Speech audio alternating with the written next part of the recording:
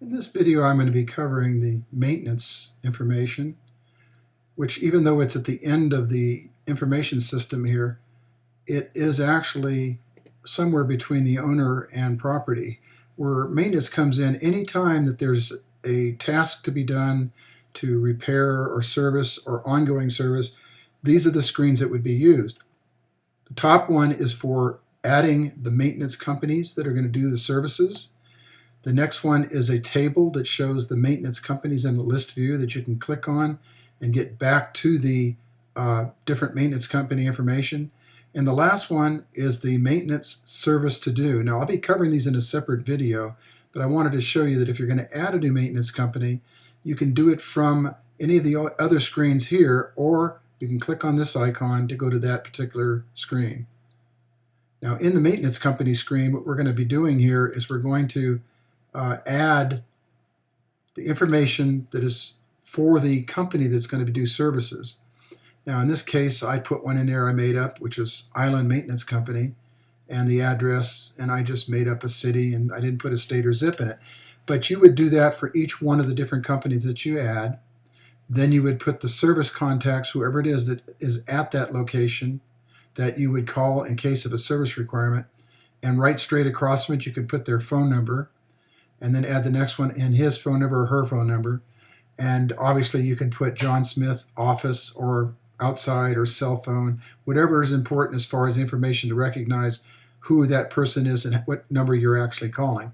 So you can put quite a few different people in here to manage the phone list so that you can call people when you need them. And let's go over and really quickly just look at the maintenance portal. And what the maintenance portal is, it's a sub-screen that shows the same information as the other screens, but you can delete in these screens. Now, one of the things I'm going to cover when I'm in here is that there's a little drop down at the top that is in the server that lists all the different screens that are in the application. There's quite a few of them. The same thing would occur at the bottom left of the screen on the iPad when you're using FM Go. On the desktop application, where you're running the runtime application, this is where they would be shown, at the very top of the screen. What I'm trying to point out here is there's another way to navigate through the screens, and it's not going to hurt to move wherever you need to on the screens. And let's talk a little bit about these things here. Let's pop over while we're on them and just look at the list view screens.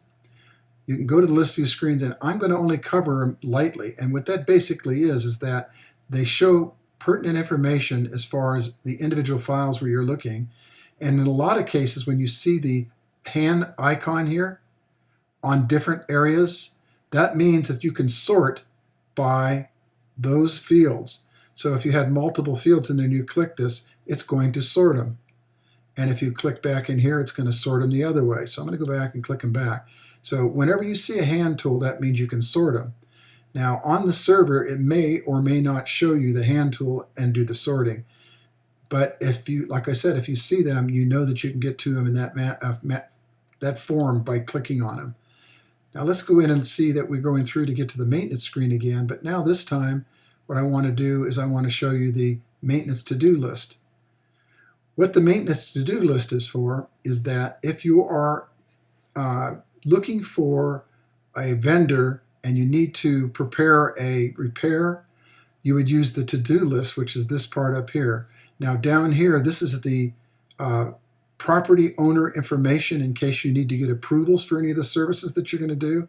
So this would be all the contact information, his company, the owner's phone, the company's cell phone, the owner's cell phone, and the company contact that you would call if you couldn't get a hold of him.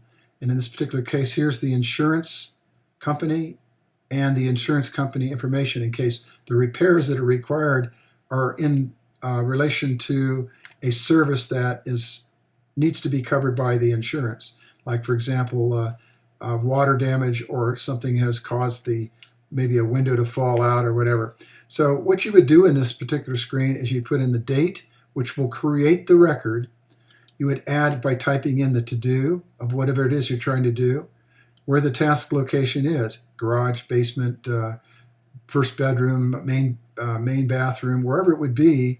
Then you put the task that you are doing to repair, In this particular case, maybe it's a water leak or a cracked porcelain on the tub. The company that's actually going to do it would be listed in the drop-down to pick the company. The service date, the actual date they're supposed to come out. The estimate, if they're going to give you an estimate, and they have given you an estimate for the service, maybe at the time of where they came by and it's a bigger job, the estimate. Then the service status. The service status is either they have pending, in work, awaiting parts, completed, or canceled. If that information is kept up, you can keep track of all the service that's ever been done on this particular address location. And obviously, like I said, you see the owner information as far as the information that is there. And in this case, like we were saying earlier, the owner may not be the actual company that is managing the property. This may be the company, and then back over here, maybe sample owner is the first number where it's not the company, it's the owner information. If you need to do that, you can always pop right back over to the owner screen and look to see who's got this property as far as who's the owner or the service company that's managing it. At the end of the list, if you have data in here and you click on this, it will open up the portal for the service records as far as each service record that's in here. I'll cover that later in another video. Okay, if you have any questions, as always, by the way, go ahead and give me an email or send me a call on Skype. Thank you.